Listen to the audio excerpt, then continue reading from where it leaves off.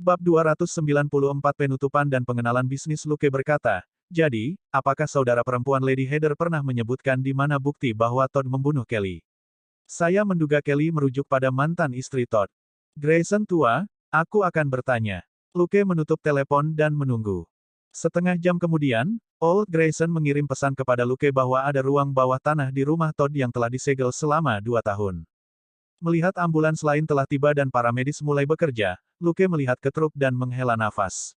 Sepertinya mereka benar-benar akan diganggu oleh nasib buruk. Sedikit kecewa, dia berjalan menuju mobilnya. Celine menyambutnya. Oke, sebut saja sehari. Saya telah mentransfer pekerjaan ke rumah sakit dan departemen kepolisian. Petik 2.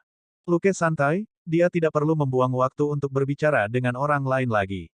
Mau makan apa malam ini? Selina berkata, barbecue. Luke merasa geli. Oke, ayo beli dagingnya dulu lalu pulang. Setelah barbecue, Selina mencuci piring dan pergi berlatih, sementara Luke keluar lagi dengan sekretaris Jenny. Karena Luke telah menyetujui 2 malam, dia pasti harus menepati janjinya. Pada tengah malam, Luke menerima telepon Old Grayson. Dia menjawab telepon di balkon. Hei, apa yang salah? Old Grayson berkata, tidak ada, aku hanya ingin membawanya kembali lebih cepat. Luke berpikir sejenak dan berkata, tanyakan padanya apakah dia ingin menuntut Todd untuk kompensasi atas kematian Sarah. Jika dia melakukannya, dia lebih baik mengumpulkan semua bukti dengan cepat, karena masalah mantan istri Todd akan dilaporkan besok. Todd sudah mati, tetapi dia masih memiliki properti atas namanya. Sebagai saudara perempuan Sarah, Lady Heather berhak menuntut Todd. Setelah terbukti bahwa dia adalah pembunuh Sarah, keluarga Sarah akan bisa mendapatkan bagian dari asetnya. Tetapi jika Lady Heather lambat bertindak, uang Todd mungkin semua akan diberikan kepada keluarga mantan istrinya sebagai kompensasi, dan itu akan menjadi rumit kemudian. Setelah keheningan singkat, Old Grayson berkata, oke, aku akan berbicara dengannya. Juga, terima kasih. Luke, izinkan saya menanyakan sesuatu. Apakah kalian berdua, lupakan saja. Selamat tinggal. Begitu dia mulai mengajukan pertanyaan, dia merasa telah melewati batas. Sejauh ini, Old Grayson tidak pernah bertanya tentang kehidupan pribadinya, jadi jelas tidak pantas bagi Luke untuk membalasnya. Jika ada sesuatu di antara mereka, Old Grayson akan langsung memperkenalkannya sebagai pacar atau istrinya. Keesokan harinya, Luke dan Selina menemukan Elsa dan menceritakan apa yang terjadi semalam. Tentu saja, mereka hanya mengatakan bahwa mereka pergi ke rumah Todd karena mereka menerima informasi dari sebuah sumber. Elsa memandang Luke dan bertanya, jadi, apa petunjuknya? Dia tidak akan bertanya siapa sumbernya. Dia juga tidak akan memberitahu Luke siapa sumbernya. Mereka adalah koneksi pribadi seorang detektif. Semakin banyak orang tahu tentang mereka, semakin besar bahaya yang akan mereka hadapi. Luke berkata, Todd mungkin membunuh mantan istrinya dan menguburnya dengan semen di ruang bawah tanahnya. Elsa tercengang. Astaga, orang itu sangat kejam. Dia mempercayai Luke karena sejauh ini sebagian besar dari apa yang dikatakan Luke ternyata benar. Apakah kamu akan menindaklanjuti kasus ini? Tanya Elsa. Luke dengan cepat menggelengkan kepalanya. Jika pasangan barumu bebas, bos, itu akan menjadi kesempatan bagus baginya untuk mendapatkan lebih banyak pengalaman. Elsa memutar bola matanya. Oke, aku akan mengingatkan Simmons untuk membawa beberapa tas bukti lagi bersamanya. Luke mengacungkan jempolnya dan pergi. Untuk apa tas-tas itu? Untuk menahan muntah, tentu saja. Todd telah melajang selama bertahun-tahun, yang berarti bahwa mantan istrinya telah hilang selama bertahun-tahun. Luke tentu saja tidak tertarik untuk memeriksa mayat yang telah dikubur selama bertahun-tahun. Telepon Luke berdering setelah dia meninggalkan kantor Elsa. Melihat nomor itu, Luke mengangkat panggilan itu. Halo, Jennifer. Apa yang bisa saya bantu? Setelah ragu-ragu sebentar, Jennifer berkata di telepon, saya telah menyewa tim keamanan baru, dan saya ingin tahu apakah Anda dapat membantu saya memeriksanya. Luke berpikir sejenak sebelum menyetujui permintaannya. Wanita itu baru saja menyumbangkan $2 juta untuk departemen kepolisian. Tidak baik jika dia dianggap terlalu dingin. Dia berbicara dengan Elsa sebelum berangkat ke rumah Jennifer bersama Selina. Jennifer menerimanya di taman. Setelah pelayan menyajikan minuman untuk mereka, dia berkata, terima kasih sudah mampir. Saya merasa tidak nyaman sejak apa yang terjadi beberapa hari yang lalu, jadi saya berharap Anda dapat memeriksa pengaturan keamanan saya dan melihat apakah ada kekurangan atau kekurangan. Luke terdiam sesaat. Dia kemudian berkata, Jennifer, saya khawatir Anda mungkin salah memahami sesuatu. Kami detektif polisi. Kami tidak dilatih untuk melindungi orang, dan kami mungkin tidak dapat mengetahui kelemahan keamanan Anda jika ada. Jennifer benar-benar tersesat. Hah? Tapi saya pikir Anda cukup baik. Anda menemukan Thompson begitu cepat. Luke merasa geli. Memecahkan kasus dan melindungi tokoh kunci adalah dua hal yang berbeda. Saya benar-benar tidak berpikir saya bisa membantu. Petik 2. Berpikir sejenak, dia kemudian berkata, namun, saya tahu seorang profesional yang pandai. Dia, Jennifer bertanya, rekan Anda. Lukas menggelengkan kepalanya. Apakah kamu tahu Sirah? Jennifer mengerutkan kening dan berpikir sejenak. Penyanyi. Lukas mengangguk. Iya, dia mempekerjakan sekelompok profesional sebagai penjaga keamanan untuk konsernya. Ada seorang pria bernama Brian yang cukup baik. Jika Anda mau, saya dapat membantu Anda mendapatkan kontaknya. Jennifer tampaknya tidak yakin. Tapi kamu tidak mengenal mereka dengan baik, kan? Lukas tertawa. Brian dan timnya profesional. Juga, Anda hanya mempekerjakan mereka untuk memeriksa keamanan Anda, bukan untuk melindungi Anda selamanya. Anda tidak perlu khawatir. Setelah ragu-ragu sebentar, Jennifer menyetujui rencana itu. Luke menelepon Sirah dan bertanya tentang tim Brian. Mereka memang profesional, dan mereka juga dikenakan biaya yang cukup tinggi. Sirah telah membayar hampir $100.000 untuk layanan perlindungan mereka di konsernya sebelumnya, dan itu masih tarif keluarga teman karena dia mengenal seseorang di tim Brian. Tim Brian juga pilih-pilih. Mereka hanya menerima pekerjaan cepat dan pendek, dan menolak pekerjaan rumit yang mungkin memakan waktu cukup lama. Sirah secara khusus menyatakan bahwa tim itu terdiri dari pensiunan, dan mereka tidak benar-benar melakukan ini demi uang.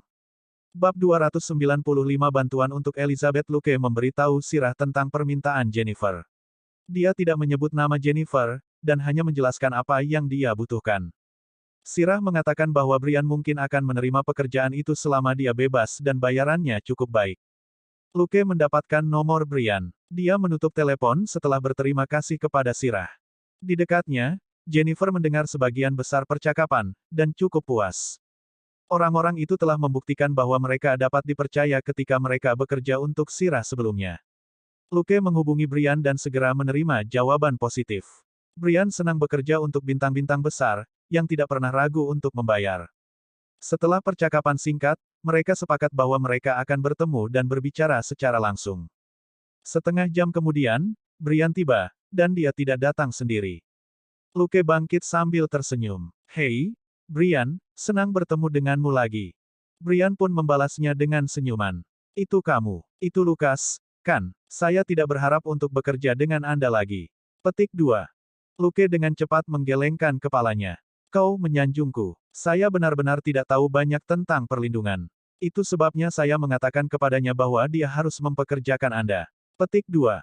Brian mengangguk dengan senyum malu-malu yang sama di wajahnya yang tampak polos. Luke berbalik dan tersenyum. Hai, kita bertemu lagi, Kim. Kamu bahkan lebih cantik dari sebelumnya.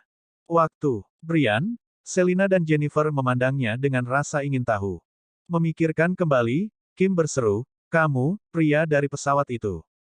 Lukas mengangguk sambil tersenyum. Haha, sepertinya aku belum sepenuhnya dilupakan. Sungguh suatu kehormatan. Melihat semua orang, dia menjelaskan, saya duduk di sebelah Kim dan temannya di pesawat ketika saya sedang dalam perjalanan kerja. Setelah kami mendarat, saya terlalu sibuk untuk menghubungi mereka lagi. Semua orang merasa kagum dengan kebetulan itu. Akhirnya, Brian memperkenalkan Kim kepada semua orang. Tidak ada yang bertanya mengapa dia membawa putrinya ke pertemuan dengan calon majikannya, tetapi mereka bisa menebak ketika mereka melihat betapa senangnya Kim bertemu Jennifer. Namun, Kim sangat patuh. Kecuali untuk bertukar salam di awal, dia tidak ikut serta dalam diskusi. Brian adalah orang yang efisien, dan setelah mendapatkan gambaran singkat tentang apa yang diinginkan Jennifer, dia hanya mengatakan bahwa dia bisa menerima pekerjaan itu tanpa menanyakan detail lebih lanjut. Luke kemudian bangkit sambil tersenyum. Saya pikir kami telah melakukan bagian kami di sini. Jennifer, hubungi saya jika Anda memiliki masalah. Petik 2. Jennifer mengangguk. Oke, terima kasih, Lukas. Sudah pukul 11 saat mereka selesai. Luke dan Selina hanya membeli beberapa makanan Meksiko dan membawanya kembali ke kantor polisi. Ketika mereka bertemu Elsa, Selina berkata, haha, kamu punya sesuatu yang enak untuk dimakan hari ini, bos. Elsa mengangguk pada mereka dan berkata, aku sudah meminta Simmons untuk menindaklanjuti kasus Todd. Apakah Anda tertarik dengan kasus baru? Kasus apa? Lukas penasaran. Secara umum, ketika Elsa bertanya kepada mereka apakah mereka bersedia untuk menangani suatu kasus, itu tidak sederhana. Elsa mengangkat telepon di mejanya untuk menelepon. Elizabeth, masuk. Elizabeth segera tiba. Dia tersenyum malu pada Luke. Hei, Lukas, Selina. Elsa memintanya untuk menutup pintu. Dia kemudian berkata, Elizabeth meminta bantuanku untuk kasus ini. Karena tidak ada kasus kami di sini yang mendesak, saya pikir Anda mungkin ingin membantu. Luke dan Selina saling berpandangan. Apakah kasusnya di tempat lain? Elsa mengangguk dan membiarkan Elizabeth berbicara. Elizabeth menjelaskan situasinya kepada mereka. Ternyata, Elizabeth berasal dari sebuah kota di Arizona. Dia datang ke La untuk kuliah, dan tetap tinggal setelah lulus. Ibunya, saudara perempuannya dan saudara laki-lakinya masih tinggal di kampung halamannya. Kota ini telah mengalami banyak kasus hilang baru-baru ini. Pada awalnya, itu adalah hewan peliharaan. Namun, beberapa hari yang lalu, 2 orang menghilang. Luke merasa aneh. Apakah tidak apa-apa bagi kita untuk pergi? Mereka pergi ke Woodsburg terakhir kali karena koneksi wakil direktur Kondra. Juga, Woodsburg masih merupakan bagian dari Los Angeles yang lebih besar. Namun, kasus ini dalam keadaan yang berbeda sama sekali. Itu bukan peraturan bagi mereka untuk masuk. Elizabeth berkata dengan malu, ibuku, adalah serif kota. Luke dan Selina sama-sama tercerahkan. Jadi, itu adalah versi perempuan dari Robert. Sebagian besar, serif adalah kepala polisi di kota-kota seperti ini. Mereka tidak benar-benar perlu mendapatkan izin orang lain jika mereka ingin meminta bantuan orang luar, asalkan mereka bersedia membayar. Tapi bisakah Luke dan Selina meminta uang dalam kasus ini? Melihat Elizabeth, keduanya menghela nafas dan tahu bahwa itu tidak mungkin. Itu adalah kasus klasik untuk membantu seseorang. Elsa juga tidak memerintahkan mereka untuk mengambil kasus itu, tetapi menyuruh mereka untuk memutuskan sendiri.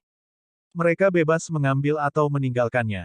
Bagaimanapun, kasus Woodsburg membantu mereka mendapatkan penghargaan Kondra, tetapi mereka mungkin tidak akan mendapatkan apa-apa dari yang satu ini. Elizabeth adalah detektif baru yang tidak terlalu penting. Setelah keheningan singkat, Luke hanya bertanya, apakah ibumu tahu bahwa kita akan datang? Elizabeth bersorak. Jika Anda bersedia pergi, saya akan meneleponnya dan memintanya untuk memberi Anda bantuan sebanyak yang Anda butuhkan. Luke menjatuhkan dahinya ke telapak tangannya. Jadi, ibumu tidak tahu bahwa kamu datang ke kita. Elizabeth hanya terkekeh dan tidak menjawab, tapi jawabannya jelas. Luke menghela nafas dan berkata, Elizabeth, bicaralah dengan ibumu dulu dan pastikan dia tidak senang dengan kepergian kita, oke? Luke sudah bersikap sangat baik pada Elizabeth. Detektif veteran lainnya mungkin hanya mencaci maki Elizabeth sebagai orang idiot. Elizabeth hanya meminta bantuan Luke karena dia tahu betapa baik hatinya dia.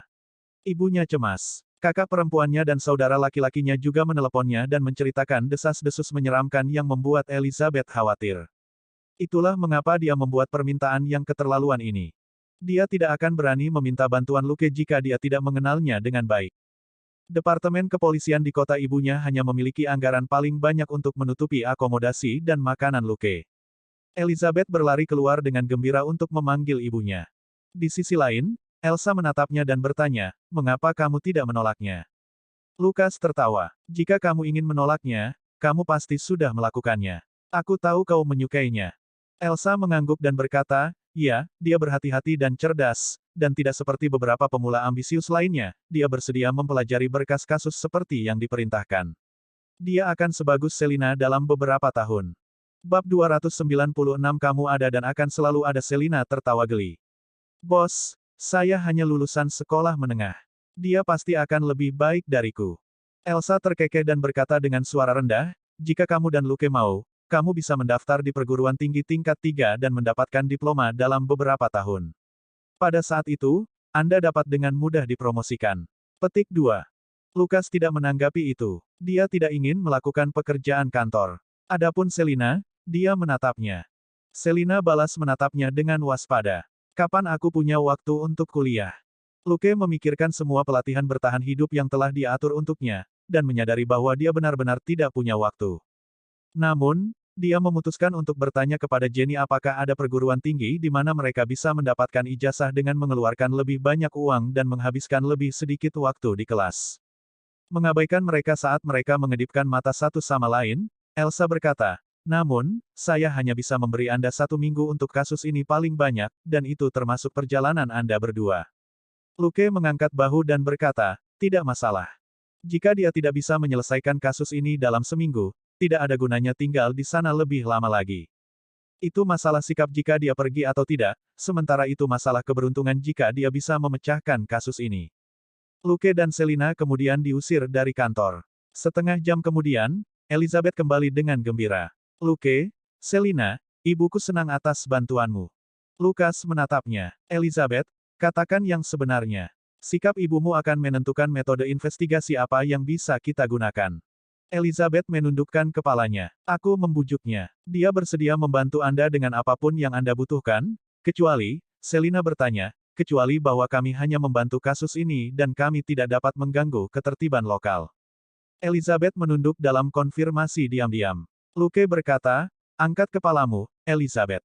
Elizabeth tanpa sadar mengangkat kepalanya dan menatapnya. Itu keluargamu, kata Luke tenang. Tidak ada rasa malu ingin membantu keluarga Anda. Jadi, jangan bertindak seolah-olah Anda telah melakukan sesuatu yang salah. Elizabeth mengangguk pelan. Oke, Luke tiba-tiba tertawa. Selain itu, Elsa yang meminta bantuan ini padaku. Apa menurutmu aku bisa menolak? Selina hanya mendengus. Dia pasti tidak percaya itu.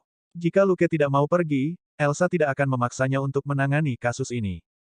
Elizabeth mengangguk dan sangat menyadari hal itu. Dia tahu bahwa bukan Elsa tetapi Luke yang memiliki keputusan akhir tentang masalah ini. Namun, Elsa telah menunjukkan dukungannya dengan meminta Luke untuk membantunya, dan Luke juga menerima kasus itu. Keduanya sangat baik. Luke melanjutkan, sebenarnya apa yang terjadi di sana? Beritahu kami semua yang Anda tahu. Kami tidak ingin mengacaukan apapun. Elizabeth memberitahu mereka tentang kasus itu secara rinci, dan Luke mengerutkan kening.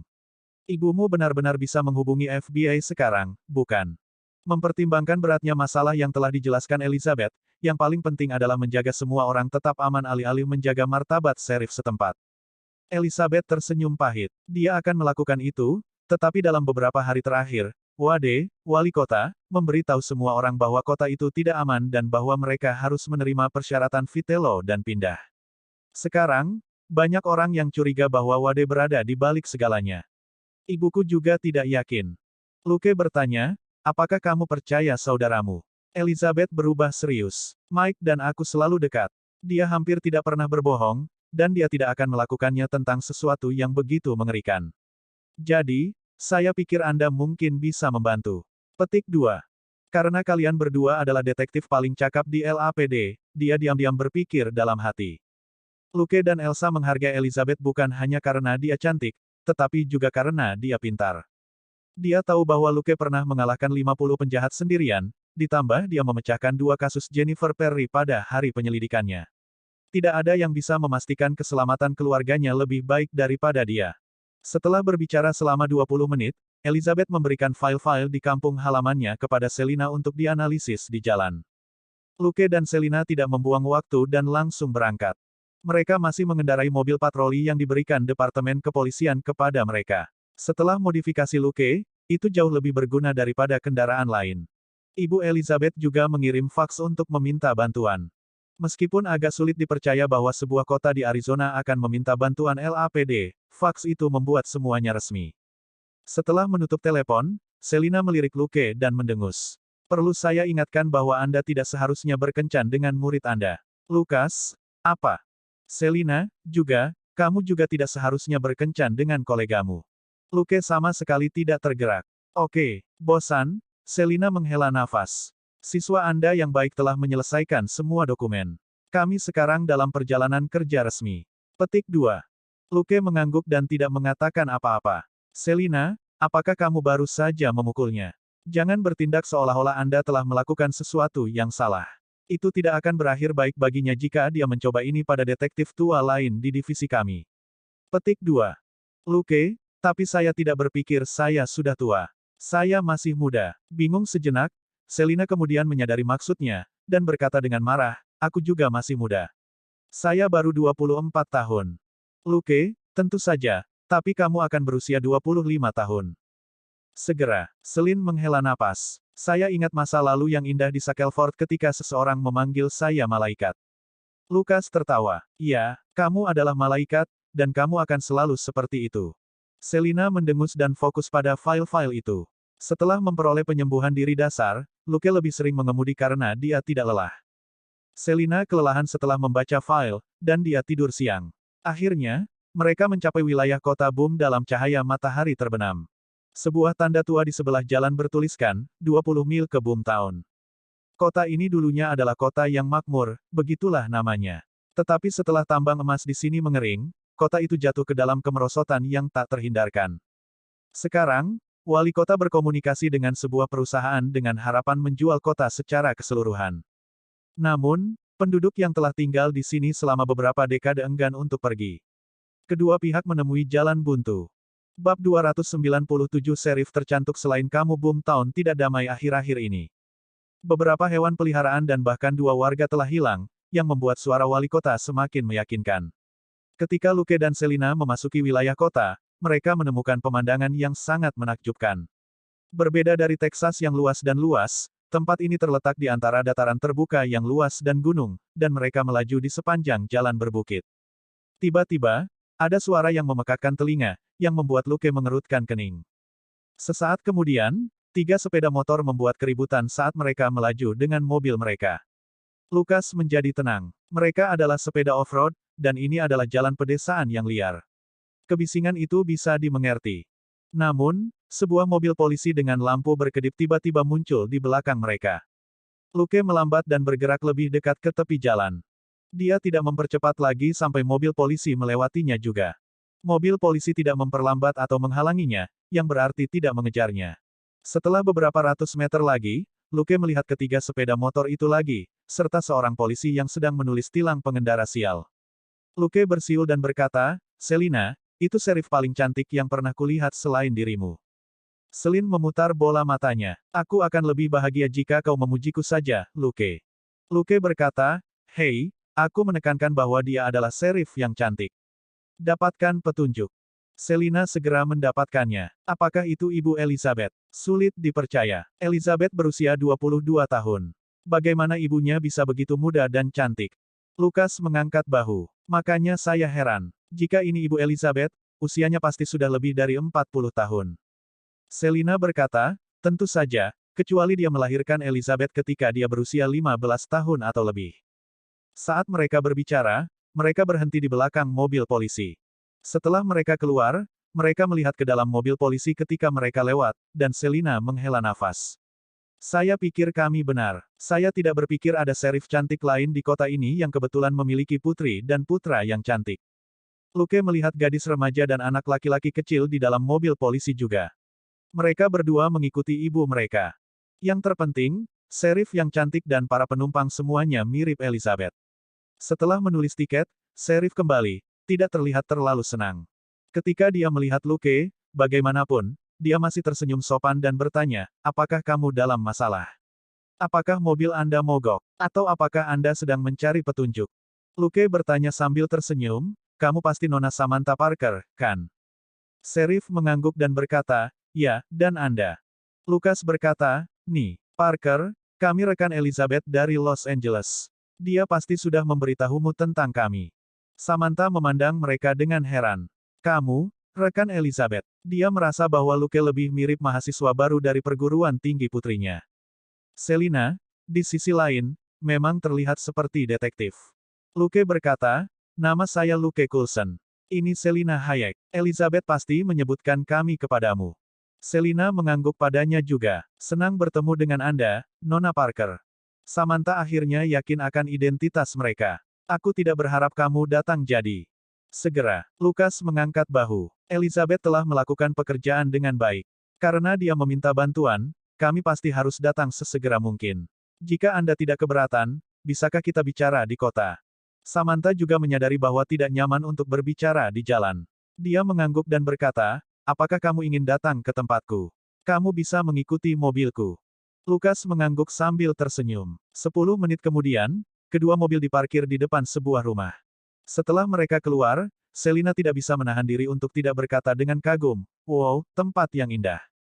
Luke melihat sekeliling dan mengangguk setuju. Tidak jauh dari sana adalah gunung yang megah. Sebuah rumah klasik Amerika terletak di antara pepohonan di luar halaman. Rumah itu sederhana tapi besar, dan luasnya lebih dari 200 meter persegi. Halaman, yang dikelilingi pagar putih, dirawat dengan baik. Jelas sekali bahwa pemilik rumah adalah seorang wanita yang sabar dan rajin dengan selera estetika yang baik. Samantha membuka pintu, dan anak-anaknya segera masuk ke dalam rumah. Samantha berkata, "Silakan masuk." Luke dan Selina berhenti berbicara dan memasuki rumah. Tidak ada dekorasi asing di rumah itu, semuanya memiliki kegunaan praktis. Desain usang dengan jelas mengisyaratkan berapa umur rumah itu, tetapi bersih, hangat dan nyaman. Luke dan Selina dibawa ke ruang tamu. Setelah menanyakan apa yang mereka sukai, Samantha memberi Luke sebotol air dan cola kepada Selina. Hanya sedikit orang di kota kecil Arizona ini yang meminum Dr. Pepper. Hanya mereka bertiga di ruang tamu. Kakak-kakak Elizabeth telah kembali ke kamar mereka. Akhirnya, Luke dan Selina menunjukkan kepada Samantha lencana mereka. Itu adalah prosedur standar yang tidak dapat diabaikan, jika ada yang salah dengan penyelidikan mereka. Samantha memeriksa kredensial mereka dengan cermat. Setelah mengembalikan lencana, dia menjadi serius. Apa yang ingin kamu ketahui? Luke berkata, mari kita kesampingkan hewan peliharaan dulu. Sudahkah Anda menemukan penghuni yang hilang? Petik 2. Samantha menggelengkan kepalanya. Tidak, keduanya tinggal sendiri di pinggir kota, jadi tidak ada yang tahu apakah mereka pergi atas kemauan sendiri atau menghadapi bahaya. Luke bertanya, apakah Anda mengetahui situasi yang disebutkan putra Anda? Samantha bingung. Mike, apa yang dia katakan? Luke dan Selina saling memandang, kehilangan kata-kata. Jelas, Mike tidak memberitahu Samantha apapun karena dia tidak berpikir Samantha akan mempercayainya. Luke berpikir sejenak dan bertanya, bisakah saya berbicara dengan Mike secara pribadi? Samantha ragu-ragu sejenak, tetapi melihat penampilan Luke yang ramah, dia menganggukkan kepalanya. Setelah menanyakan di mana kamar Mike, Luke pergi dan meninggalkan Selina untuk berbicara dengan Samantha. Dia mengetuk pintu Mike, dan anak laki-laki itu berkata dari dalam, "Bu. Tunggu sebentar." Bab 298 Penemuan Mike dan ahli entomologi. Luke menunggu dengan sabar dan tidak masuk sampai Mike bilang dia bisa. Mike menatapnya dengan heran. "Mengapa kamu di sini?" Luke berkata sambil tersenyum, "Bisakah saya duduk?" Dia menunjuk bangku di ruangan itu. Mike mengangguk. Luke duduk dan menatap Mike, yang sedikit gugup. "Saya punya saudara perempuan yang masih SMA dan saudara laki-laki berusia 5 tahun juga. Dia pintar, sama sepertimu." Mike mengangguk dan menatapnya dengan rasa ingin tahu. Luke berkata, "Adikmu Elizabeth dan aku adalah teman baik. Saya di sini karena dia memberitahu saya bahwa Anda menemukan sesuatu yang aneh, dan saya sangat tertarik dengan itu." Petik 2. Mike semakin khawatir. Apa itu? Alih-alih memberikan jawaban langsung, Luke hanya berkata, "Tahukah Anda bahwa saya memiliki paman yang merupakan ahli entomologi dan ilmuwan forensik? Camilan favoritnya adalah serangga goreng." Mike terkejut. Melihat wajahnya, Luke terkekeh. "Anda tahu bahwa Anda bisa menyukai sesuatu dengan berbagai cara, dan makan adalah salah satunya." Mike kehilangan kata-kata. Luke berkata, "Jadi, bisakah Anda menunjukkan penemuan besar Anda? Jika menarik, saya dapat meminta paman saya menganalisisnya. Dia tertarik pada serangga yang unik." Mike masih ragu. Luke berkata, "Hei, nak, kakakmu memintaku untuk membantumu. Kamu tidak ingin ibumu berpikir kamu pembohong, kan?" Kepercayaan Mike pada saudara perempuannya dan rasa gelisahnya akhirnya mengalahkan rasa takutnya terhadap orang asing ini. Dia bangkit dan mengambil sesuatu dari laci. "Ini dia." Luke menyipitkan matanya dan mengendus benda itu. "Kamu juga memberitahu kakakmu bahwa kamu melihat monster yang menakutkan." Saat dia mengajukan pertanyaan, Luke memeriksa benda di tangannya. Mike ragu-ragu, tapi mengangguk lagi. "Ya, ini terlalu besar. Ini seperti kabin yang bergerak." Dalam pikirannya, Luke bertanya, "Apakah Anda keberatan jika saya menunjukkan ini kepada paman saya?" Mike, "Hah, Luke, saya akan mengambil gambar ini dan mengirimkannya kepadanya." Tentu saja, Mike tidak keberatan. Elizabeth telah memberitahu Luke bahwa kakaknya menyukai serangga. Itulah mengapa Luke menggunakan Old Grayson sebagai umpan. "Saya mengenakan setelah mengirim gambar objek dan pesan ke Old Grayson." Old Grayson segera menelepon kembali. "Apa yang baru saja kamu kirimkan padaku?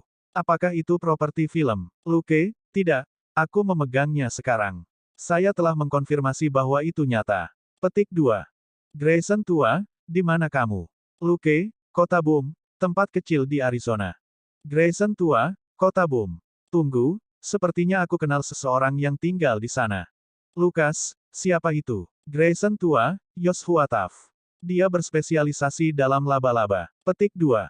Seru Mike, dan Luke menoleh dan bertanya, ada apa? Mike berkata, saya menemukan ini ketika saya mengunjungi peternakan laba-laba Joshua. Setelah keheningan singkat, Old Grayson bertanya, apakah kamu bersama seseorang?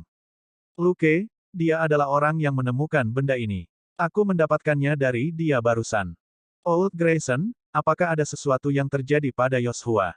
Lukas menatap Mike. Anak laki-laki itu menggelengkan kepalanya.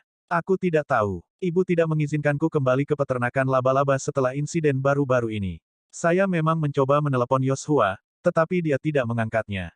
Luke, apakah kamu mendengar itu, Grayson? Old Grayson, cobalah untuk membantunya jika kamu bisa, tapi jangan menempatkan dirimu dalam bahaya. Saya tidak ingin Robert memarahi saya. Lukas, mengerti. Ini agak rumit di sini. 2 orang hilang. Jangan datang sendiri, saya akan memperbarui Anda. Old Grayson terdiam beberapa saat, sebelum dia menghela nafas dan berkata, oke, hati-hati. Benar? Ambil gambar yang lebih jelas dari objek itu, sebaiknya dengan penggaris di sebelahnya. Petik 2. Mike, bagaimanapun, menyela, saya memiliki beberapa data analitis di komputer saya. Jika Anda mau, saya dapat mengirimkannya kepada Anda, Tuan Grayson, jika Anda memiliki alamat email. Lukas, Grayson tua, oke, terima kasih. Benar, siapa namamu? Mike, kamu bisa memanggilku Mike. Grayson tua, terima kasih, Mike. Saya akan mengirimkan alamat email saya kepada Anda. Selamat tinggal. Setelah mengakhiri panggilan, Luke memberi Mike alamat email yang dikirim Old Grayson kepadanya. Kemudian, Luke menyaksikan si kecil dengan terampil mengoperasikan komputernya dan mengirimkan semua file. Luke mau tidak mau bertanya, bisakah saya melihat file-file itu? Mike berkata, selama kamu tidak memberi tahu ibuku. Luke mengangkat 3 jari dan berkata, aku bersumpah. Kemudian, dia menundukkan kepalanya dan memeriksa file-file di komputer. Sesaat kemudian, dia berkata dengan terkejut, apakah kamu mengumpulkan semua ini sendiri? Mike, bagaimanapun, tampaknya tidak bangga akan hal itu. Yah, aku suka mempelajarinya, dan aku telah menulis laporan tentang mereka, tetapi ibu selalu mengatakan bahwa tempat itu berbahaya. Aku tidak bisa sering ke sana. Luke sebenarnya setuju dengan Samantha, karena jelas, sesuatu telah terjadi pada Joshua. Sebagai seorang ibu dan seorang polisi, Samantha lebih fokus pada keselamatan daripada anaknya. Jika bukan karena peringatan ibunya, anak kecil ini mungkin tidak akan berdiri di sini sekarang, utuh dan sehat. Sesaat kemudian, Luke mengerutkan kening dan bertanya, berapa banyak laba-laba di peternakan laba-laba Joshua? Mike berpikir sejenak sebelum dia menggelengkan kepalanya. Saya tidak yakin. Dia sering memelihara laba-laba baru. Tapi terakhir kali aku menghitungnya, sudah lebih dari 200. Luke kehilangan kata-kata, dan bertanya-tanya apakah ini lelucon. Melihat model laba-laba di sebelah manusia di arsip, Luke hampir merinding dengan perbandingan ukuran tubuh. Seekor laba-laba seukuran baskom tentu saja menakutkan. Arthropoda, termasuk tetapi tidak terbatas pada laba-laba, kalajengking, dan lipan, selalu menjadi makhluk yang paling tidak disukai Luke. Ketika dia berpikir bahwa dia mungkin harus menghadapi semacam laba-laba besar, dia merasa sangat sakit. Tapi Luke tidak punya pilihan. Dia tidak bisa meminta bantuan, karena dia tidak punya apa-apa selain lengan bawah dari beberapa mangsa yang diburu laba-laba, yang dia dapatkan dari Mike. Jika polisi bisa dimobilisasi berdasarkan spekulasi, mereka semua sudah lama meninggal karena kelelahan. Luke berpikir sejenak dan berkata, Mike, ibumu benar. Peternakan laba-laba Joshua bisa sangat berbahaya sekarang. Anda sudah pernah melihat monster, kan? Jadi, dengarkan ibumu dan jangan pergi ke sana. Bab 299 Ketakutan Luke akan kurangnya kekuatan senjata. Melihat wajah Mike yang tertekan, Luke tersenyum dan menepuk kepalanya. Hei, aku cadangan Elizabeth, dan aku akan menyelamatkan mereka yang bermasalah. Kamu terlalu kecil untuk melawan monster besar, kan? Mike curiga. Apakah kamu benar-benar baik? Bahkan Elizabeth meminta bantuanmu. Luke terkekeh dan menunjukkan pistol di sarungnya serta lencananya. Apakah kamu melihat ini? Ingat, rahasiakan antara kamu dan ibumu. Jika ada orang lain yang mengetahui bahwa adikmu meminta bantuan kita, dia akan mendapat masalah. Mike mengangguk patuh. Luke menyukai anak itu, yang sangat pintar, bahkan mungkin lebih pintar dari Elizabeth. Dia jelas berbakat, untuk bisa menulis laporan-laporan itu di usianya yang masih muda. Dia juga cukup masuk akal, tidak seperti anak-anak lugu dan naif lainnya. Setelah mengingatkan anak itu, Luke bangkit dan meninggalkan kamarnya. Kembali di ruang tamu, Selina sedang membaca file sendiri. Luke bertanya, di mana Samantha? Selina menunjuk ke satu arah tanpa mengangkat kepalanya. Dia sedang memasak. Luke mengangguk dan berjalan ke dapur. Samantha, apakah kamu punya waktu sebentar? Sesaat kemudian, Samantha terkejut setelah mendengar permintaan Luke. Kau tidak akan makan malam di sini. Aku bisa pergi denganmu. Luke menggelengkan kepalanya dengan sungguh-sungguh. Samantha, saya pikir situasinya sangat buruk, tetapi apa yang kita miliki tidak cukup bagi kita untuk memanggil bala bantuan, jadi sebaiknya kita menyelidikinya sesegera mungkin. Mendengar itu, Samantha membuka ikatan celemeknya. Aku akan pergi bersamamu. Luke berpikir sejenak sebelum dia mengangguk. Baik, untuk makanan, Selina, ambil beberapa permen dari mobil kita agar Ashley dan Mike bisa makan malam itu. Selina segera keluar. Samantha sedikit bingung. Itu tidak terasa benar. Bukankah seharusnya dia yang menghibur para tamu? Mengapa para tamu malah menawarkan makanannya? Luke berkata, Samantha, sebaiknya kau ingatkan Ashley dan Mike untuk mengunci pintu dan jendela. Samantha mengerutkan kening tapi tetap melakukannya. Itu adalah akal sehat yang selalu dia katakan kepada anak-anaknya, dan itu pasti berguna sekarang. Beberapa menit kemudian, mereka bertiga pergi. Samantha memimpin jalan dengan mobilnya, dan Luke serta Samantha mengikuti di belakangnya. Mereka pertama-tama pergi ke rumah Peter, wakil serif. Pria setengah baya botak itu tampak kesal. Ceko, kucing saya, hanya berteriak di saluran ventilasi dan kemudian terdiam. Apakah dia? Samantha dan Luke saling memandang dan menyuruh semua orang masuk ke rumah. Luke pergi ke ruang tamu dan mengambil napas dalam-dalam di saluran ventilasi. Dia kemudian berdiri. Apakah ini tempatnya? Petrus menangis. Oh ya, Cekoku yang malang. Sesuatu pasti telah terjadi padanya. Luke tidak mengatakan apa-apa dan hanya menoleh ke Samantha. Ayo pergi ke rumah warga yang hilang dulu. Setelah mengucapkan selamat tinggal pada Peter yang menangis, Samantha bertanya dengan suara rendah, apakah kamu menemukan sesuatu?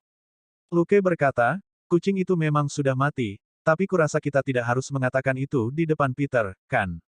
Samantha bertanya, tepatnya apa yang membunuhnya? Lukas tertawa, kamu tidak akan percaya padaku bahkan jika aku memberitahumu. Mari kita cari lebih banyak bukti untuk saat ini. Petik 2. 1 jam kemudian, Luke telah memeriksa rumah dua warga yang hilang, rumah hewan peliharaan yang hilang, dan bahkan peternakan laba-laba Yoshua. Sayangnya, ia menemukan bahwa sementara kucing sial Peter telah diseret oleh laba-laba, hewan peliharaan lain yang hilang tidak diserang di rumah. Laba-laba di peternakan laba-laba Yoshua, di sisi lain, telah benar-benar menghilang, dan aroma mereka tersebar di seluruh gunung di dekatnya. Luke menemukan banyak gua baru di gunung, tapi terlalu sempit untuk dimasuki manusia. Mengingat jumlah laba-laba yang disebutkan Mike, Luke tentu saja tidak cukup gila untuk menjelajahi gua. Sepertinya Selina tidak ada di dalam salah satu dari mereka kali ini. Dia masih tidak bisa memanggil bala bantuan. Cadangan mungkin tidak datang bahkan jika dia membesar-besarkan tingkat keparahan masalah ini. Polisi menerima segala macam peringatan setiap hari, dan akan mati kelelahan jika mereka memeriksanya satu persatu. Tidak ada bala bantuan yang akan dikerahkan kecuali ada bukti nyata untuk meningkatkan alarm. Luke dan Selina kembali ke rumah Samantha, dan setelah berdiskusi, pergi sekali lagi. Mereka membeli banyak peluru dan klip dari satu-satunya toko senjata di kota. Dengan Samantha di sana, mereka tidak ditanya tentang pembelian mereka. Luke hanya membeli 1000 peluru dan 10 klip masing-masing untuk pistol dan senapannya. Samantha benar-benar terkejut. Selina menjelaskan sambil tersenyum, dia memiliki ketakutan bahwa dia tidak memiliki cukup daya tembak. Dia tidak akan merasa aman sampai dia memiliki cukup peluru. Samantha kehilangan kata-kata, tetapi terpengaruh oleh sikap mereka, dia meminjam M4A1 dan 3 klip dari toko. Sebelumnya, dia bertanya kepada Luke apakah dia membutuhkan pistol, dan menawarinya 2 model. Tapi Luke menolak saat dia memberitahunya apa itu. Senjata-senjata itu sudah usang, dan bahkan bukan semi-otomatis. Luke akan gila menghadapi segerombolan laba-laba dengan senjata itu. Dia harus mengakui bahwa tempat itu terlalu buruk. Samantha dan Peter adalah satu-satunya petugas dari Departemen Kepolisian Kota setempat. Boomtown telah menurun, dan penduduk kota tidak memiliki uang untuk mempekerjakan lebih banyak petugas. Gaji Samantha dan Peter sangat rendah. Selain Glock 17 yang dibawa kedua serif, senapan dan senapan yang dimiliki Departemen Kepolisian semuanya barang antik, bahkan ada senapan Winchester. Itu juga alasan mengapa Samantha hanya meminjam M4A1 daripada membelinya. Berkat reputasi baik serif di daerah itu, pemilik toko menawarinya M4A1 otomatis, yang merupakan harta pamungkas tokonya. Luke tidak tertarik pada senjata di Departemen Kepolisian. Dia bukan tipe nostalgia. Dan bahkan jika dia juga akan memilih M4A1.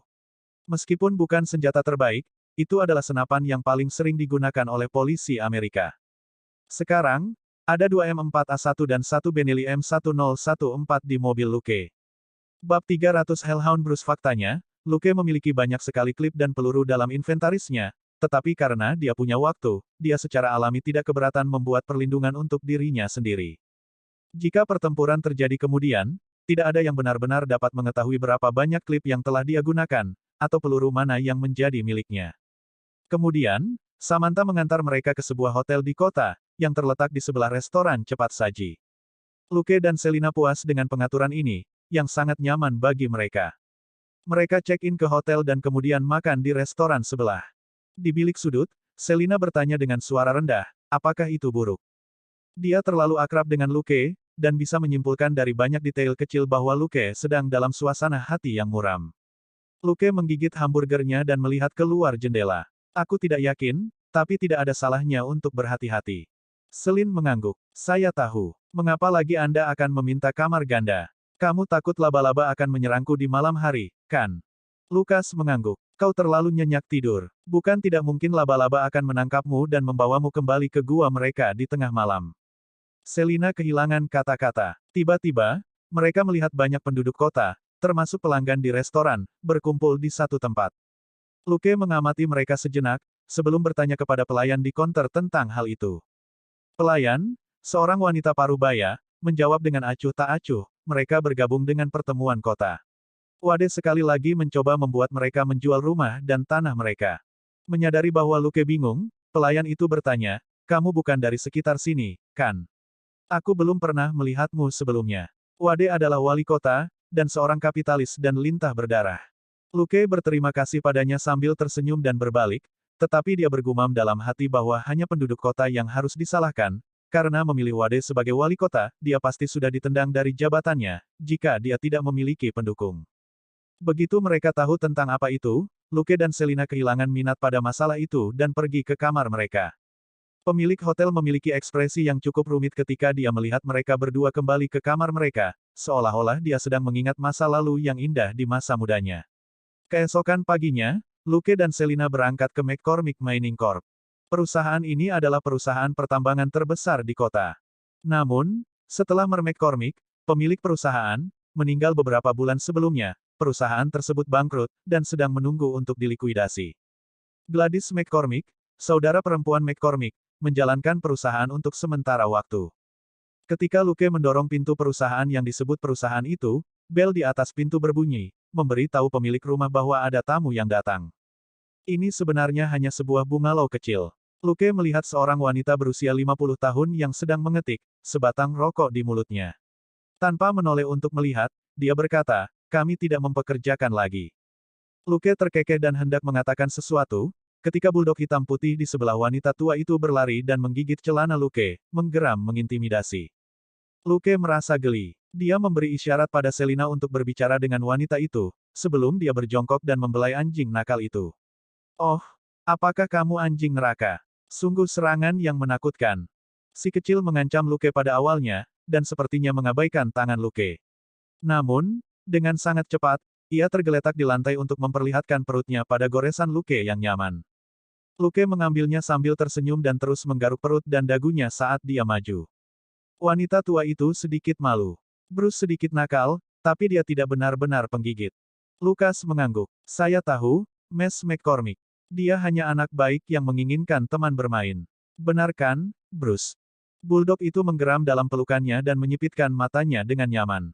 Wanita tua ini tidak lain adalah Gladys McCormick, yang merupakan manajer perusahaan pertambangan untuk saat ini.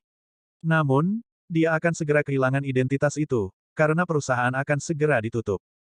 Secara alami, Luke dan Selina datang kepadanya tentang tambang di gunung. Gua yang digali oleh laba-laba besar yang mereka temukan tadi malam mungkin mengarah ke tambang. Siapapun yang tahu tentang ranjau memahami betapa berbahayanya ranjau yang tidak dikenal. Seseorang dapat dengan mudah tersesat di dalam, atau mengalami keruntuhan atau ledakan. Siapapun yang dengan terburu-buru memasuki tambang yang tidak diketahui kemungkinan besar akan mati di bawah tanpa suara, dan tubuh mereka mungkin tidak akan pernah ditemukan. Secara alami, Luke datang ke perusahaan pertambangan untuk mendapatkan informasi tentang tambang, termasuk peta dan lokasi berbahaya, sehingga lebih mudah baginya untuk menemukan sarang laba-laba. Tambang tidak diragukan lagi masih lebih aman daripada gua kecil yang baru digali yang dia temukan kemarin. Paling tidak, Luke bisa bertarung di ranjau. Setelah mendengar penjelasan mereka, Gladys mengerutkan kening. Meskipun perusahaan ini ditutup, saudara laki-laki saya mengatakan sebelumnya bahwa dia telah menemukan lapisan induk baru di tambang. Jadi, Luke dan Selina saling memandang, dan agak bingung. Tidak bisa dikatakan bahwa wanita tua ini pelit. McCormick Corp selalu menambang emas, dan ada kemungkinan bahwa pemilik perusahaan yang telah meninggalkan beberapa petunjuk dalam arsip. Jika lapisan emas baru ditemukan, itu berarti kekayaan besar. Luke tidak mencoba meyakinkan wanita tua itu, karena dia akan memiliki kekhawatiran yang sama jika dia berada di posisinya. Selain itu, dia tidak akan mempercayainya bahkan jika dia mengatakan kepadanya bahwa ada laba-laba besar di tambang. Luke dan Selina hanya bisa mengucapkan selamat tinggal. Sambil meletakkan bulldog itu, Luke berkata, "Selamat tinggal, Bruce. Aku akan membawakanmu tulang lain kali, oke?" Bruce beringsut, dan hanya kembali dengan enggan setelah Gladys memanggilnya beberapa kali. Setelah mereka pergi, Selina memandang Luke. "Apa yang kita lakukan sekarang?" Luke berkata, "Ayo kita cari Samantha." Penduduk di sini mempercayainya. Bagaimanapun, dia sudah tinggal di sini selama 38 tahun, dia akan jauh lebih persuasif daripada dua orang asing. Ketika mereka pergi ke rumah Samantha, mereka melihat seorang pria parubaya yang tampan berbicara dengan serif cantik di pintu. Samantha sedang memegang seikat bunga yang jelas baru saja dipetik. Luke memarkir mobilnya agak jauh karena dia tidak ingin mengganggu momen manis itu. Selina berkata dengan iri, "Aku sudah lama tidak menerima bunga." Luke terkekeh tapi tidak mengatakan apa-apa. Luke tidak mengemudikan mobilnya sampai pria itu pergi. Dia menyapa Samantha. "Hei, kamu terlihat cukup baik hari ini, Samantha." Samantha tersenyum, dan jelas dalam suasana hati yang lebih baik dari kemarin. Dia mengundang Luke dan Selina ke dalam rumah. Luke dan Selina tidak punya waktu untuk disia-siakan, dan hanya memberitahu Samantha tentang informasi yang mereka inginkan tentang ranjau serta sikap Gladys tentang masalah itu.